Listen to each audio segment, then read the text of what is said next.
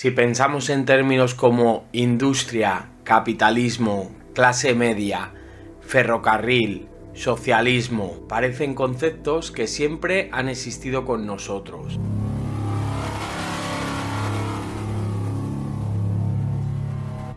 Pero lo cierto es que muchas de estas palabras aparecieron o cobraron su significado entre 1750 y 1850.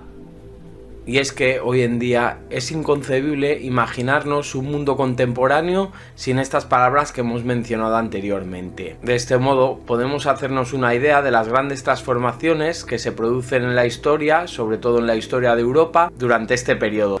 Y es que durante esta época se produce una de las principales transformaciones de la humanidad, que los historiadores han comparado con la revolución neolítica. Estamos hablando de la revolución industrial.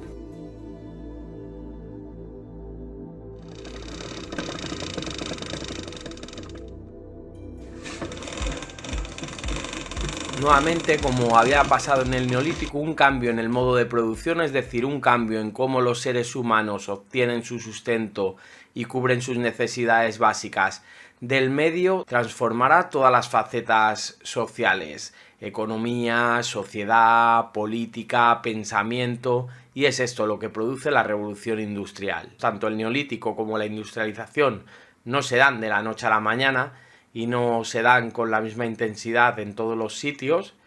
Podemos catalogarlo de procesos revolucionarios debido al gran impacto que tienen en las sociedades de su época y a las grandes transformaciones y cambios que generan.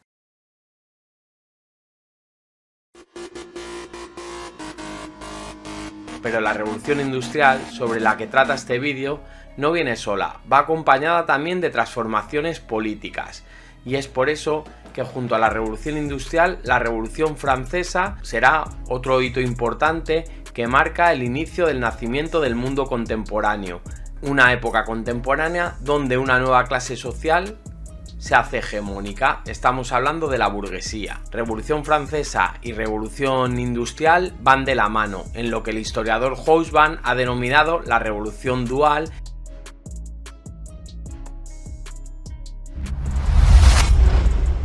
Hoy en día somos hijos, o si lo queréis ver de otra manera, nietos o bisnietos de estos dos procesos revolucionarios que nos ayudan a entender el mundo en el que vivimos actualmente. La Revolución Francesa encendió la llama del cambio político, acabando con la sociedad estamental, pero fue la Revolución Industrial, nacida en Gran Bretaña, la que transformó radicalmente la forma en que vivimos. Juntas forjaron los cimientos del mundo contemporáneo. Pero, ¿qué hizo posible la revolución industrial, este gran cambio, y por qué se dio en algunas regiones?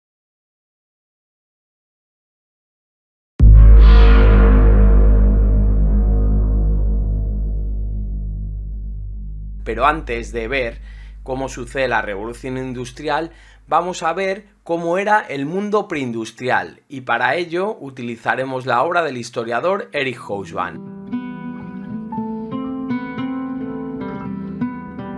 Como dice Hobsbawm, a finales del siglo XVIII el mundo era a la vez más pequeño y más grande que el actual. Más pequeño porque el conocimiento geográfico de aquella época era limitado en comparación con el que tenemos actualmente, y todavía había muchas zonas en los mapas que eran zonas en blanco y era una incógnita lo que había en esas partes del mundo.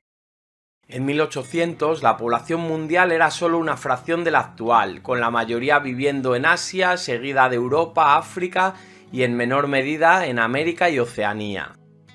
Pero a la vez el mundo era más grande, ya que las distancias eran mayores debido a las dificultades en los medios de transporte y a la lentitud de las comunicaciones y de los viajes.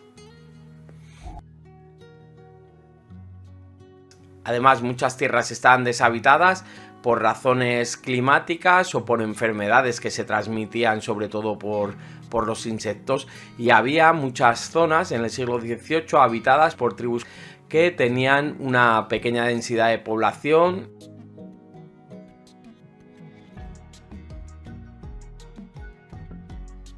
Incluso los seres humanos en esta época éramos muy diferentes a los actuales. Los europeos, por ejemplo, eran más bajos y delgados. En un cantón de la costa Ligur, el 72% de los reclutas medían menos de 1,50 m.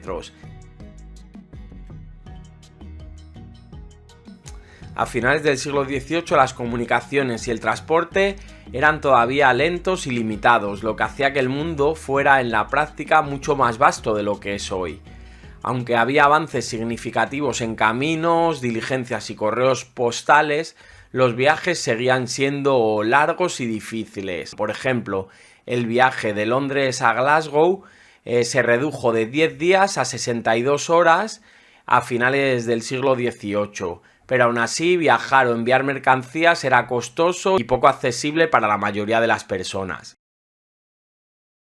El transporte acuático era el más eficiente y el más rápido en esta época, siempre que las condiciones climáticas lo permitieran. Así, ciudades portuarias como Sevilla estaban más conectadas con lugares lejanos como Veracruz, con América, que por ejemplo con Valladolid.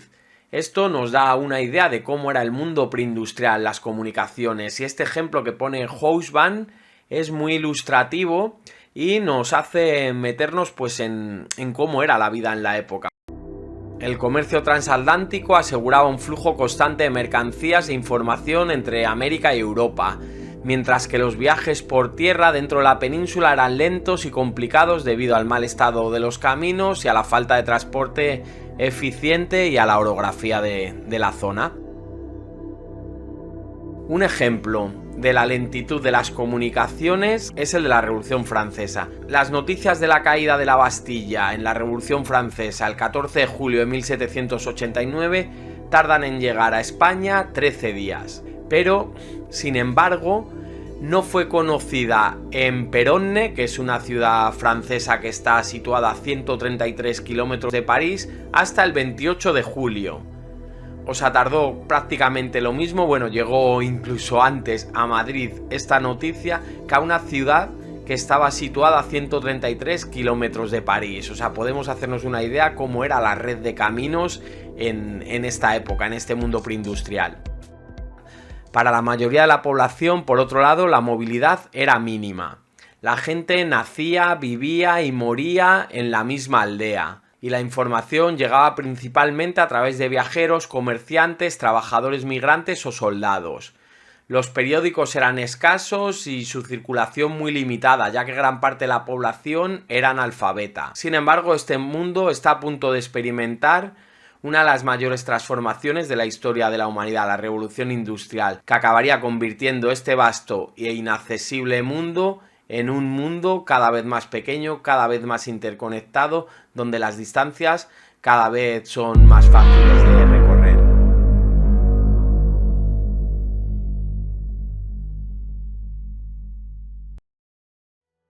La revolución industrial fue un proceso de transformación económica, social y tecnológica que comenzó en Gran Bretaña a mediados del siglo XVIII, caracterizado principalmente por el paso de una economía agraria y artesanal a una economía industrializada y mecanizada.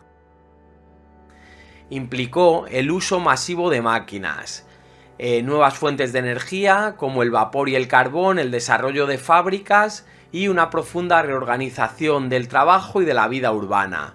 Fue un cambio decisivo que sentó las bases del mundo contemporáneo. Como he dicho antes, es un cambio del cual somos sus hijos, sus nietos o sus bisnietos, como queramos decirle, pero somos directos herederos de esta transformación. Como señala Eric Hobsbawm en su época, la era de la revolución industrial fue la más profunda de todas las revoluciones económicas que han tenido lugar en la historia. Hobsbawm, a la pregunta de qué significa que estalló la revolución industrial, responde: significa que un día entre 1780 y 1790, y por primera vez en la historia humana, se liberó de sus cadenas al poder productivo de las sociedades humanas, que desde entonces se hicieron capaces de una constante, rápida y hasta el presente ilimitada multiplicación de hombres, bienes y servicios. Esto es lo que ahora se denomina técnicamente por los economistas el despegue, take off. La industrialización no solo modificó la estructura económica, sino que también cambió las relaciones sociales, la distribución de poder y la forma en que los seres humanos concebían su relación con el trabajo. De la mano del avance tecnológico, la revolución industrial supuso un punto de inflexión donde se sembraron las bases del mundo contemporáneo. La revolución industrial es un término que usamos los historiadores para hacer referencia a estas transformaciones que se producen en el siglo XVIII en Inglaterra y que posteriormente se expanden y darán lugar a un mundo donde la producción cada vez se centra más en las fábricas. Sin embargo, Paolo Macri, un historiador italiano, es crítico con el uso del término revolución industrial. Para Macri este término es problemático, ya que el proceso fue más largo y complejo de lo que el nombre sugiere. En su obra, Macri argumenta que al hablar de una revolución puede simplificar en exceso una serie de transformaciones que se extendieron durante varias décadas e incluso siglos, con efectos muy diferentes según el territorio, la región y la clase social. Según él, la industrialización no fue un fenómeno homogéneo, sino una serie de cambios dispares que se produjeron a ritmos diferentes, lo que hace difícil hablar de una única revolución.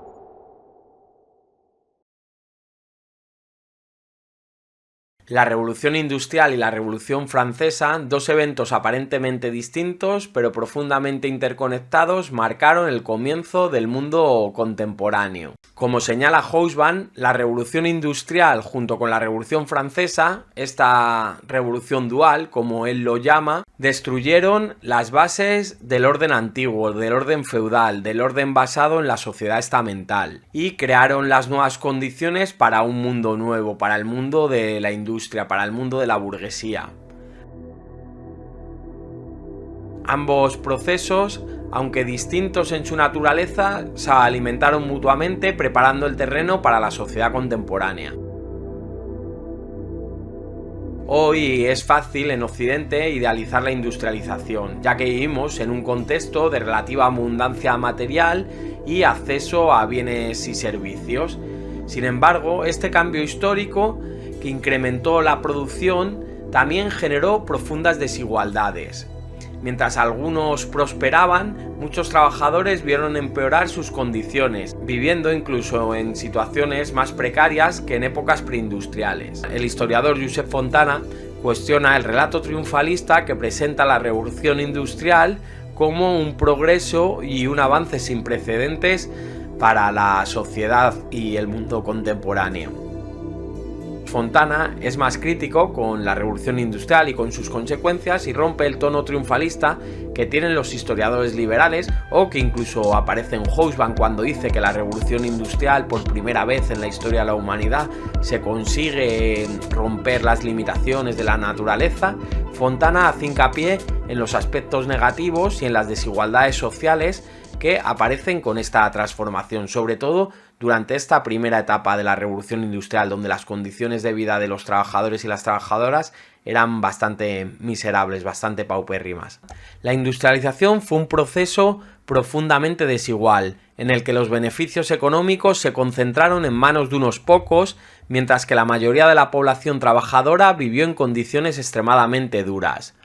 Además, Fontana señala que el Estado jugó un papel fundamental al sostener el nuevo orden económico mediante leyes, represión y control social, y que el desarrollo industrial europeo dependió también del colonialismo y de la explotación global.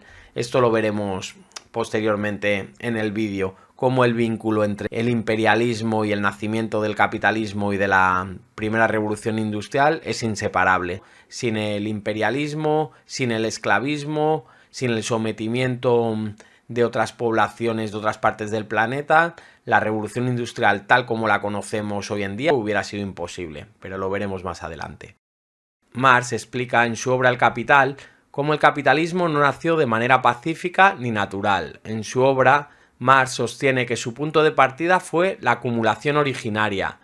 La acumulación originaria es un concepto que usa Marx para hablar de todos los cambios que son necesarios para que se produzca una revolución industrial, para que se produzca el despegue industrial. Y posteriormente en este vídeo veremos los diferentes cambios que eran necesarios para propiciar la aparición de la industrialización en Inglaterra.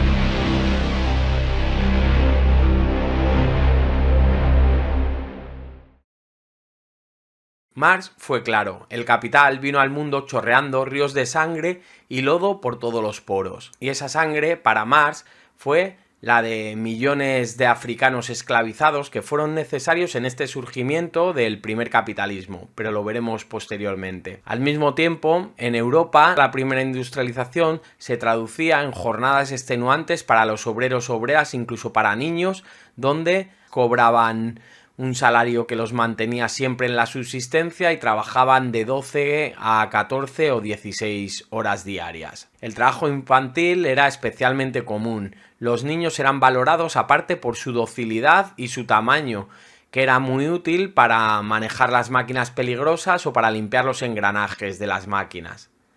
Las ciudades industriales, por otro lado, se convirtieron también en focos de miseria.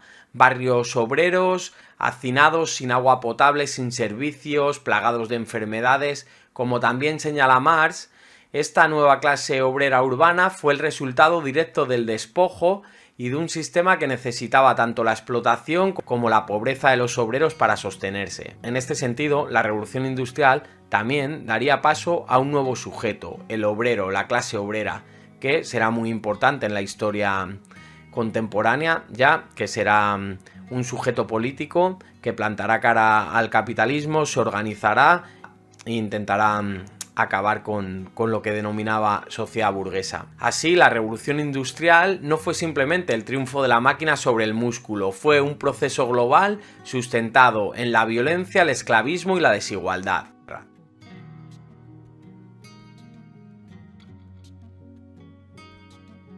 Uno de los elementos clave es la abundancia de recursos naturales. Bretaña tenía grandes reservas de carbón y hierro, fundamentales para alimentar las máquinas y la producción industrial. El principal combustible básicamente es el carbón. El carbón fue el recurso fundamental, tanto como fuente de energía para la industria como combustible doméstico, en un contexto marcado por la escasez de madera. La explotación del carbón intensivo comenzó en Inglaterra ya en el siglo XVI, impulsada por el crecimiento urbano, especialmente el crecimiento de Londres, y hacia inicios del siglo XVIII constituía una industria protoindustrial, que incluso utilizaba algunas de las primeras máquinas de vapor. Por otro lado, Gran Bretaña también desarrolló una incipiente industria del hierro. Aunque no contaba con yacimientos de hierro de alta calidad, desarrolló una próspera industria del hierro gracias a la abundancia del carbón y a diversas innovaciones tecnológicas. Hicieron una serie de innovaciones en los altos hornos que mejoraron la producción de hierro. Regiones como Yorkshire y Gales fueron esenciales en el abastecimiento de hierro para la incipiente industria inglesa y de esta manera cubrir la cada vez más demanda de producción de hierro, sobre todo para el ferrocarril, para la maquinaria industrial y para las infraestructuras. La revolución industrial, la primera revolución industrial, era algo que se retroalimentaba. A medida que se desarrollaba la industria, se necesitaban más materias primas, más hierro, más carbón, y eso estimulaba los avances técnicos en la industria. En Gran Bretaña se había producido una revolución agrícola y una gran transformación en el mundo rural que hizo que muchas personas fueran desplazadas a la ciudad. Es esto lo que habla Marx cuando habla de que la revolución industrial, el primer capitalismo, nació gracias al despojo de la gente. Estamos hablando de lo que se ha llamado en la historiografía inglesa como los enclosement o los cercamientos en español, en castellano. Esta revolución agrícola y este aumento de la producción fue posible gracias a los cercamientos, que privatizaron las tierras comunales y transformaron la estructura agraria. Entre 1700 y 1850 se cercaron aproximadamente 6 millones de acres y más de 1,5 millones de personas fueron desplazadas del campo, del mundo rural. Estas transformaciones obligaron a emigrar a estas personas y a engrosar la lista de los trabajadores y trabajadoras industriales. La revolución agrícola en Inglaterra durante los siglos XVIII y XIX fue un proceso clave que sentó las bases para la posterior revolución industrial. la adopción de nuevas técnicas agrícolas como la rotación de cultivos en 4 campos, la mecanización y la cría selectiva incrementó significativamente la productividad. Estas innovaciones permitieron alimentar a una población urbana en crecimiento y liberaron mano de obra para las industrias emergentes. Según el historiador Allen, hacia 1800 cada trabajador agrícola inglés producía lo suficiente para mantener a 2 trabajadores en la industria manufacturera y los servicios. En su análisis de la revolución industrial, Karl Marx reconoce la importancia fundamental de la revolución agrícola inglesa para propiciar la revolución industrial. Para Marx, las transformaciones de la agricultura fueron un elemento crucial que permitió la acumulación de capital y la creación de una fuerza de trabajo disponible en las ciudades. Al mismo tiempo que aumentó la producción, también significó un proceso de despojo para el campesinado, quienes al ser expulsados de sus tierras se vieron obligados a vender su fuerza de trabajo en las fábricas, muchas veces en unas condiciones peores que las que tenían en el campo, en sus pueblos. Esta reestructuración social tuvo efectos positivos para la industrialización.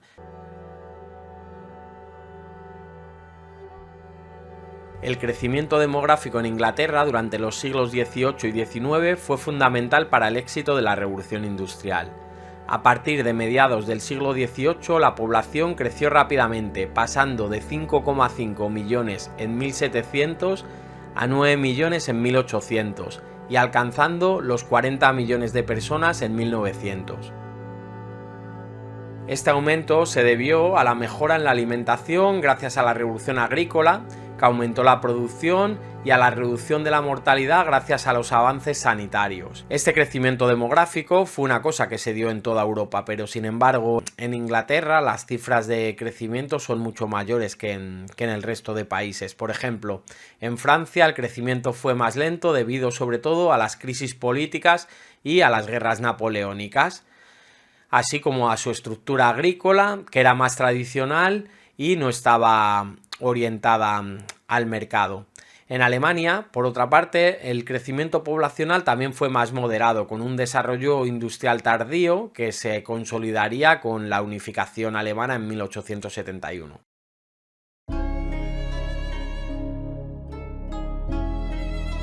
La estabilidad política y jurídica en Gran Bretaña fue clave para su revolución industrial, ya que el país disfrutaba de un gobierno relativamente estable y un sistema legal que protegía la propiedad privada, fomentando así la innovación y el crecimiento del capitalismo. Gran Bretaña desarrolló instituciones que consolidaron un Estado fuerte pero liberal en lo económico, capaz de garantizar contratos y estimular el comercio. Este entorno favoreció la expansión industrial. Una de las formas más claras en las que el gobierno defendió también la propiedad privada fue mediante un sistema judicial y penal severo que castigaba con dureza el robo y otros delitos que ponían en peligro la estabilidad de la propiedad. Durante los siglos XVIII y XIX, los años donde se está desarrollando la industria, la pena de muerte se aplicaba no solo a crímenes violentos, sino también a delitos menores como el robo. Al final, el defender la propiedad privada es una de las bases que necesita el capitalismo para desarrollarse. Historiadores como Thomson han analizado cómo la legislación represiva era utilizada como una forma de control social hacia las clases populares y hacia esta incipiente clase obrera formada por campesinos y campesinas desposeídos. La severidad del sistema penal refleja una clara defensa de los intereses de las clases medias y altas, protegiendo su propiedad de las amenazas de los robos y asegurando así la estabilidad económica y social.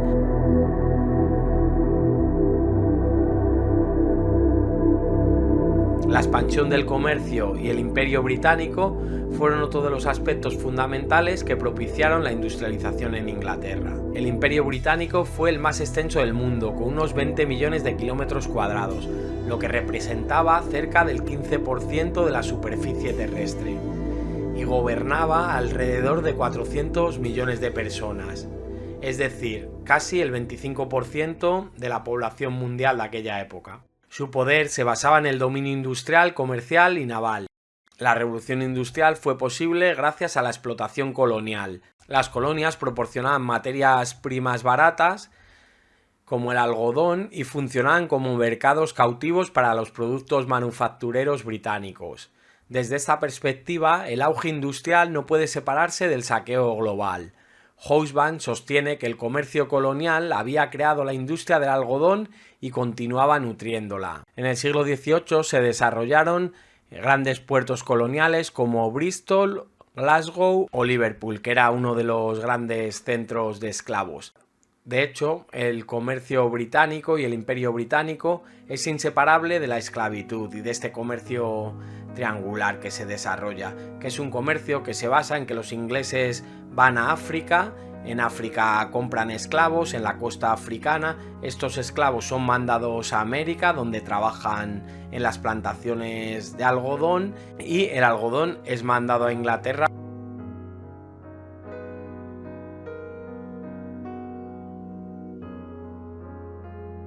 Durante mucho tiempo, la esclavitud y el algodón marcharon juntos. A partir de 1790, las plantaciones de esclavos de Estados Unidos del Sur se extenderían y mantendrían por las insaciables y fabulosas demandas de los telares ingleses, a los que proporcionaban la casi totalidad de las cosechas de algodón. De este modo, la industria del algodón fue lanzada como un planeador por el impulso del comercio colonial al que estaba ligada. Un comercio que prometía no solo una grande, sino también una rápida y sobre todo imprevisible expansión que incitaba a los empresarios a adoptar las técnicas revolucionarias para conseguirla. Entre 1750 y 1769, la explotación de algodones británicos aumentó más de 10 veces. En tal situación, las ganancias para el hombre que llegara primero al mercado con sus remesas de algodón eran astronómicas.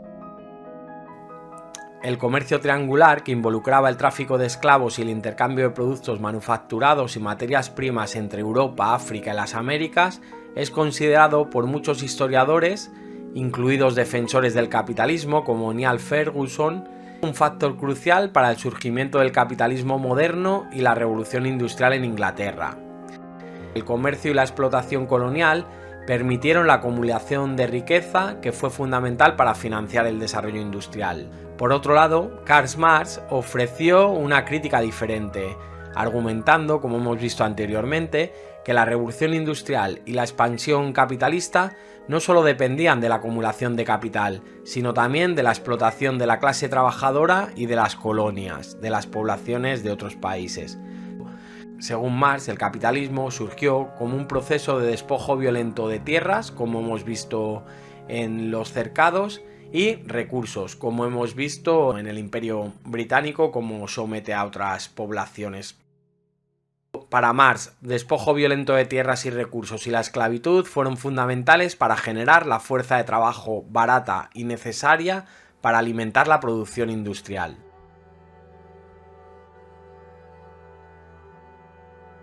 Gran Bretaña contaba con bancos fuertes, una moneda estable y un sistema de crédito eficiente que facilitó la inversión en las nuevas industrias. Hobsbawm sostiene que la primera revolución industrial no requería de grandes capitales ni de grandes inversiones de dinero. De hecho, sostiene que los hombres que tenían más riqueza en el siglo XVIII no la invierten en la industria, no son gente que decida invertir en esta primera revolución industrial. La primera fase de la revolución industrial fue hecha por pequeños empresarios que poco a poco y gracias al aumento de la producción y de los mercados fueron generando cada vez más capital para reinvertir. Pero los terratenientes, mercaderes y financieros eran reacios a invertir en la industria, aunque sí que emplearon su dinero en minas, canales y muelles y caminos, algo por lo que obtenían rentas, y esto mejoró las comunicaciones y facilitó el mercado interno que necesitaba la industrialización. Por otro lado, Gran Bretaña tenía una tradición de comercio que había facilitado instituciones financieras, bancos, letras de cambio, y la política estaba muy ligada a los negocios, aunque existían algunas viejas disposiciones que dificultaban la creación de empresas.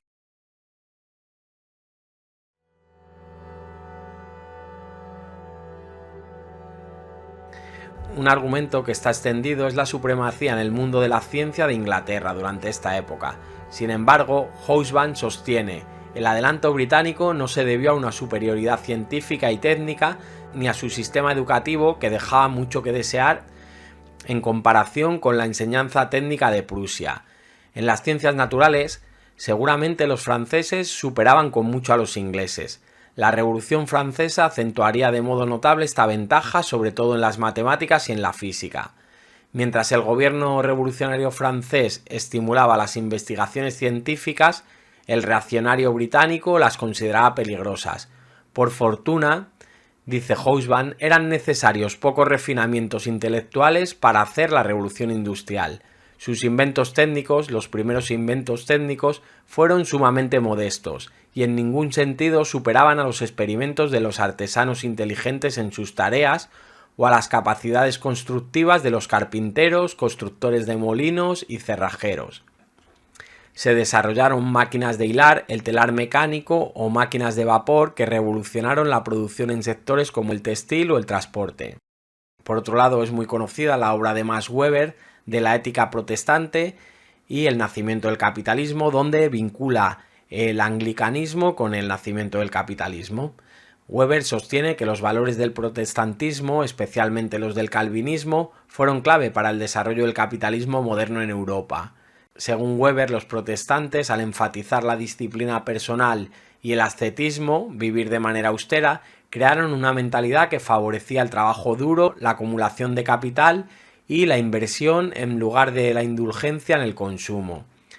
Esta ética favoreció el crecimiento económico, ya que promovía la productividad, el ahorro y la inversión, conceptos que son claves para el capitalismo. Y con esto acabamos el vídeo sobre las causas que propiciaron la revolución industrial. El siguiente vídeo continuaremos hablando sobre los cambios que produjo esta revolución industrial y que supuso la revolución industrial y cómo transformó la realidad política, social y económica de aquellas zonas donde se desarrolló. Muchas gracias por seguir el contenido y nos vemos en el siguiente vídeo.